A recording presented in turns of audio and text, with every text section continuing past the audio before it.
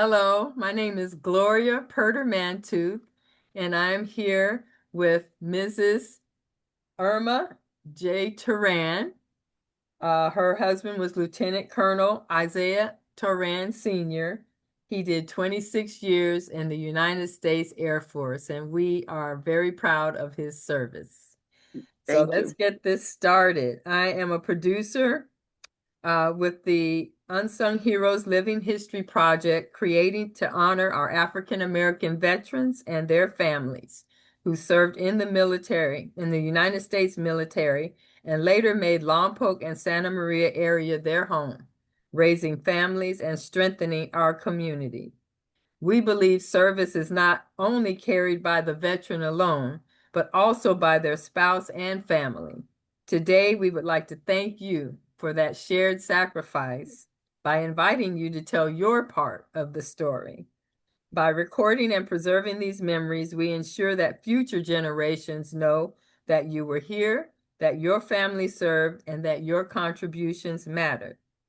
This project is sponsored by the Santa Maria Lompoc branch of the NAACP, C4 Lompoc Collective Cultures Creating Change, the Fund for Santa Barbara, the Shumash Indians, our 3rd District Santa Barbara County Supervisor Joan Hartman, and many other local organizations.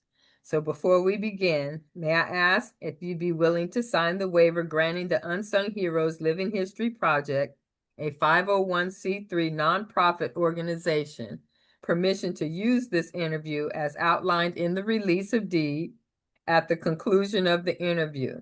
The interview will be recorded and later transcribed. If you agree, we will proceed. Yes, Wonderful. You've already signed it. Thank you. yes. So today, I'd like to talk with you about your experience as a spouse of the veteran. There are no right or wrong answers, only your memories, feelings, and reflections. Okay, Please take your time and feel free to share as much or as little as you are comfortable with. I will. Thank All you. right, let's begin with life before the military. How did you and your spouse meet, and what was life like before military became a part of your journey? I was working at a private hospital called Parkview Hospital in Nashville, Tennessee. Isaiah was going to college, and so he was in one department, and I was a nurse's aide. And we met. He was in competition with another gentleman for my hand, and I didn't know he existed. We had such pretty eyes that attracted me. So we started talking and in passing or whatever, working at this hospital. And then we started dating and getting kind of serious. So a year later, we became engaged. And so when we did that, he encouraged me to go to Tennessee State. I went there for a couple of years. And then in 1966 of June, we got married. And then a year later, I became pregnant and with Isaiah Jr. And he came to Sacramento at Mather Air Force Base. And that's where our journey began. All right. All right. So do you remember why he decided to join the military? Well, when he was going to Tennessee State, he was involved with ROTC. Okay. And so I don't know what interested him in doing that, but he used to wear his uniform when he was on campus or whatever. So I just think it was a better thing for him for his future that he was looking forward to doing. So he encouraged me to brighten my horizons as well and come and go with him. And it's been a good journey. Do you remember him talking about boot camp or training? No, no, he worked at the airport. That's the only thing that I remember him talking about. But no, as an officer, he was a second lieutenant. To me, he never went to a boot camp or that I know of. So when, like I said, when I met him, he was like his third, fourth year at Tennessee State. So I don't know what he did before that. Mhm. I didn't know him. Do you feel like he was prepared for the changes the military life brought?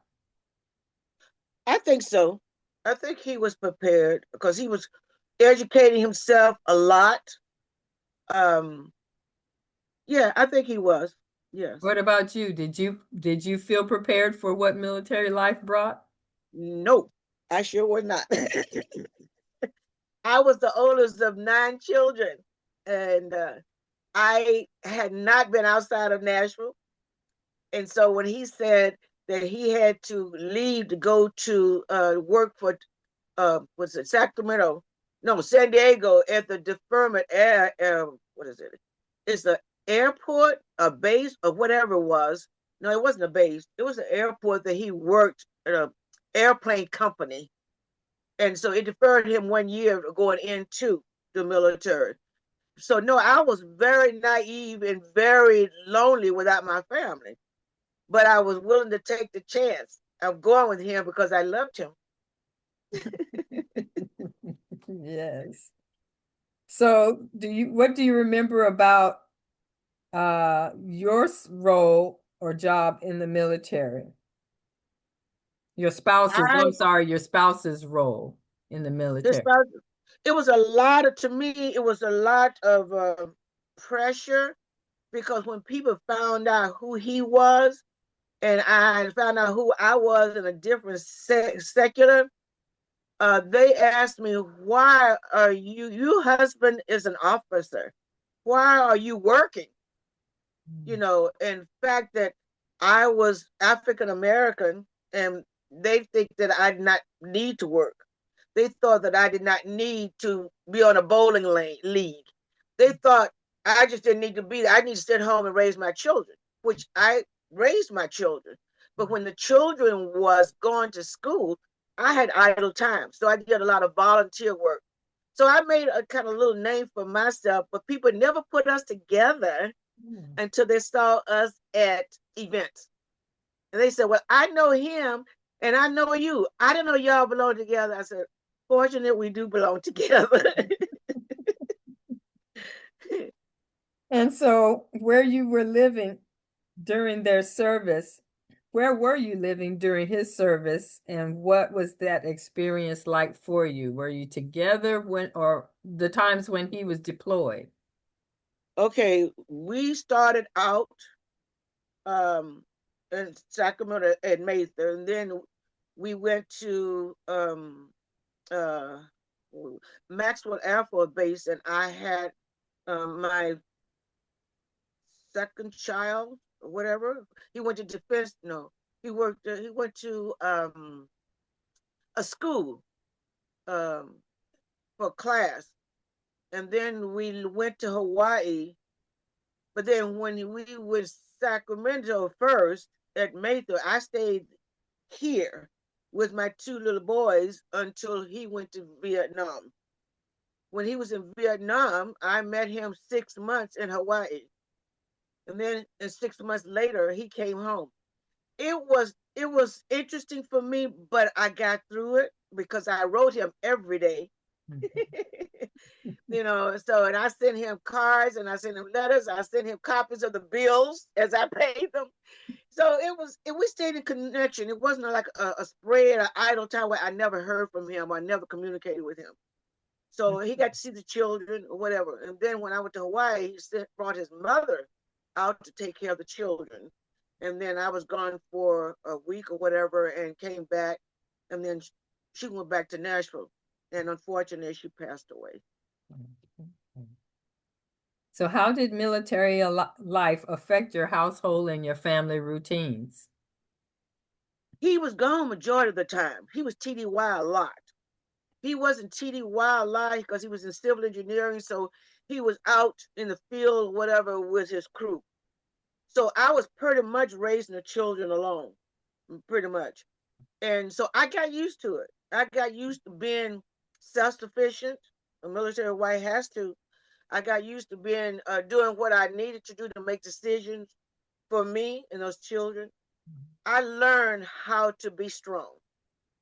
I learned how it might be if he wasn't around. And now I'm living that life. Yep. Did your spouse talk about the people that he served with? Did he build relationships and friendships uh, with other military members? And did you build relationships with other military families? Well, it's easier for a woman, a spouse, to build a relationship with other women. But I don't know. He was not a person of what I can say entertainment. What do you call it? Being with a lot of people. Social. He's private. He Mhm. took care of his family. He was with his family, and he just church was extremely important for him. So that was pretty much his life, was the church.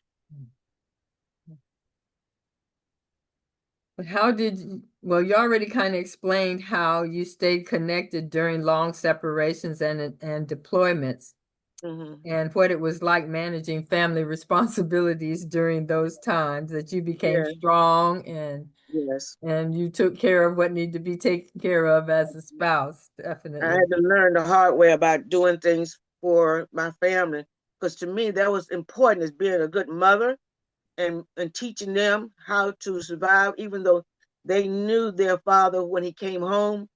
But we got through it, and it wasn't enjoyable time all the time. We had good times when the family got together and we went bowling, or we went to the movies or whatever. And then I wound up having the two girls after the boys, and then our life started really changing because they growing up and graduating from high school and all that kind of stuff.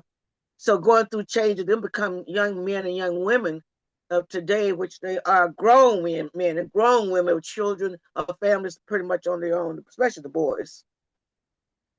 Hmm. So do you have letters and photographs and keepsakes that remind you of that period that you still treasure? No, I because he didn't write. He was so busy. So only thing I have is he gave me jewelry. He went to the base and he brought me jewelry when he took care of the girls. He brought them dolls, Japanese keepsakes. We do have that. But unfortunately, he did not live or remember that he hid them away for special times. So after he passed away, I found all this stuff and I gave them to the girls. And it was very, very emotional, at that time, because he didn't think about giving it to them himself. So that was a big part that was missing from them. The dad did not share with them. And then when Isiah Jr. joined the army and he went to Saudi Arabia, not Saudi Arabia, yeah, Isiah went to Saudi or wherever Ike went, but he was in war. So we were concerned about his welfare or well-being when he was in the war or whatever. But the Lord brought him home, and he's taking care of me now. Did you witness or experience challenges related to race, fairness, or treatment during your spouse's service? Not by my spouse, not by his crew. I did by the people, the women. Um, for instance, I bowled on the officers' bowling league, Mhm. and I had Toya, which was a toddler, and so I went into she was a good child, and I set her down and made her occupy herself while I was bowling. And one morning, I went to the desk to go to change my shoes and whatever, and this lady said, "I'm sorry, Erma, you can't bowl on this league." And I looked at her, and I said, "Well, why not?" She said, "Because this is the officers' league." And I said, "And?" She said, "But your husband is not an officer. Do you know that?" She said, "Well, I thought he wasn't." And I took out my ID card and sure he was a major. So she turned really embarrassing. Mhm. But I was the only African American on the league, and I was not fearful of being the only African American anywhere. where I could go, and the Lord had provided for me to go and participate, I did. But a lot of people, a lot of what they call it, fraternizing was not allowed. But I made it my business to have friends because I wasn't really the one that's wearing the uniform. He was. So I did what I had to do. And I guess it's why people say, I knew you in one way and I knew him with my husband another way. Another thing, I used to work at the BX on the ID stand. And I walked in, and a colonel's wife walked in with an upper grade wife. And she said, "Don't you want to see her ID card?" And I said, "Yes, I do." She said, "But why?" She's Mrs. So and so. He, her husband pays your husband's salary. And I said, "Well, I don't know her, so my job is to check ID cards." And so she ringed me out and reported me, and I was doing my job because I wasn't supposed to do that. So a lot of people think because their husbands was this, that, and the other, that I was below them and I had to do what they say do, the women. And I didn't stand for that. I stood my grounds and said, "Listen, my husband is in the military.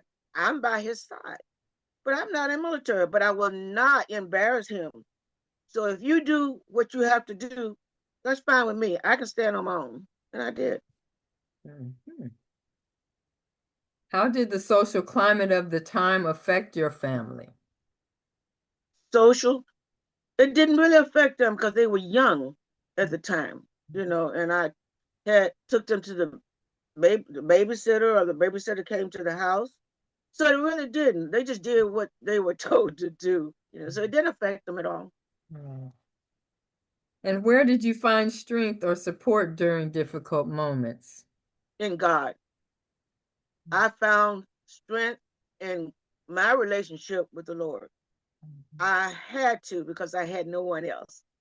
My parents were in Nashville, Tennessee, and then they passed away. Then I came out here, and I felt like I was alone because I have no family here now except for my children. So I lean on church. I lean on the Lord a lot to get me through what I couldn't do myself.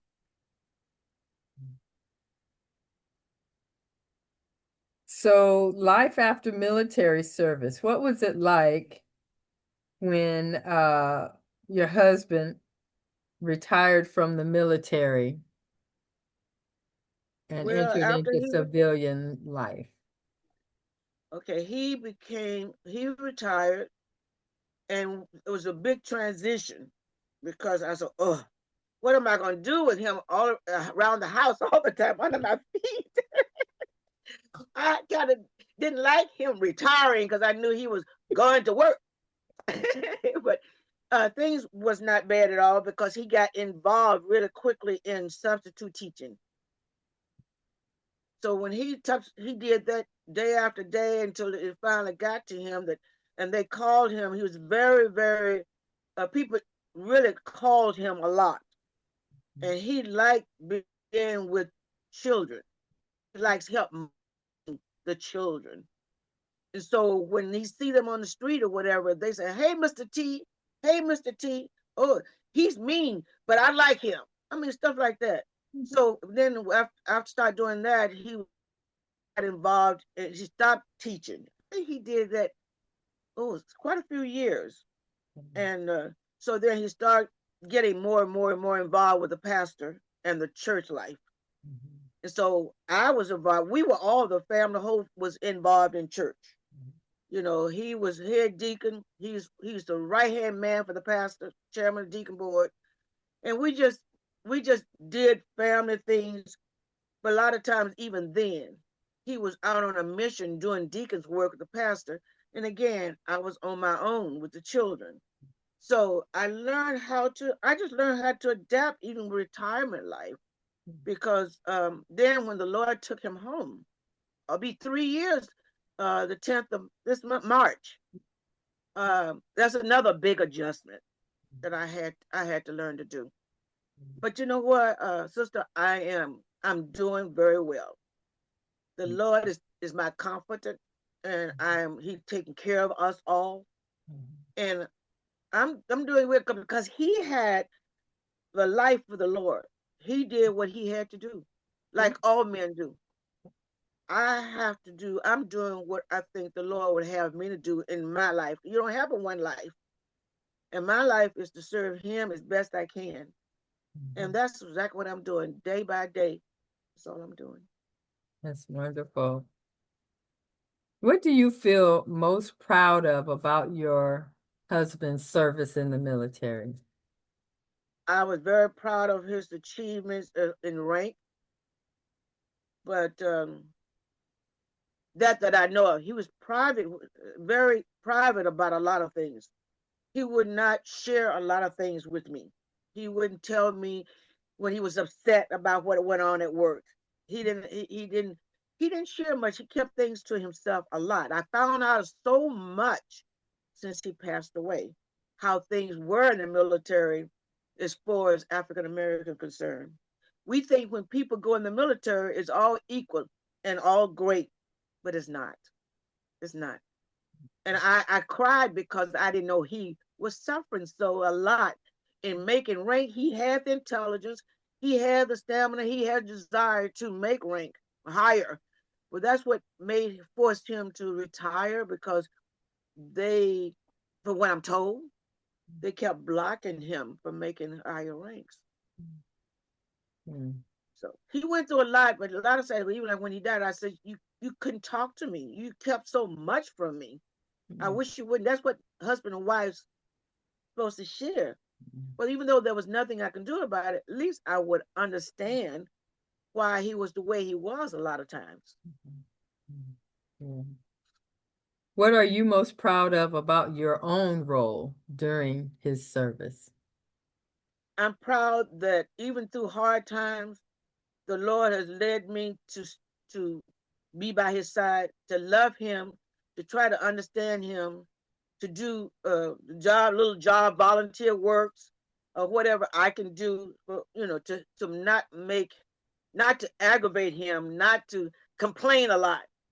So I just try to do the best I can for myself as well as him, and to make our marriage continue. We didn't agree on a lot of things. Who does? Mm-hmm. But I tried to make sure we talked sometimes and to make sure that I was on the same page as he, and I loved him. He knew that. I told him umpteen times because this marriage could not work unless we try to communicate.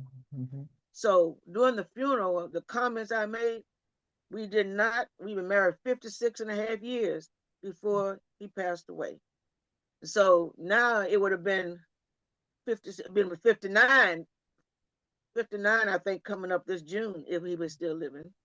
Mm-hmm.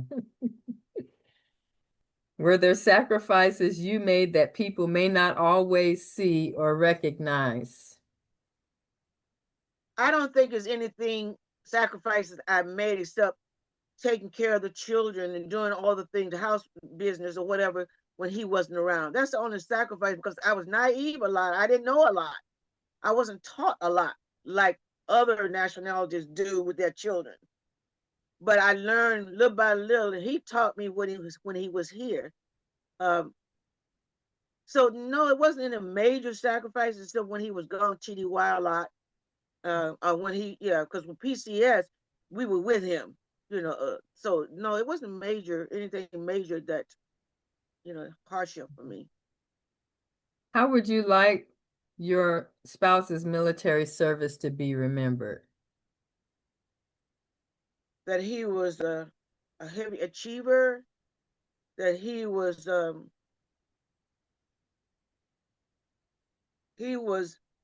interested. He loved the military. He actually loved the military. Um, I want people to know that he was a good husband. He was a good father. He was good at deacon in church.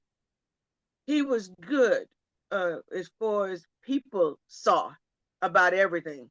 Mhm. Outside appearance for him was important.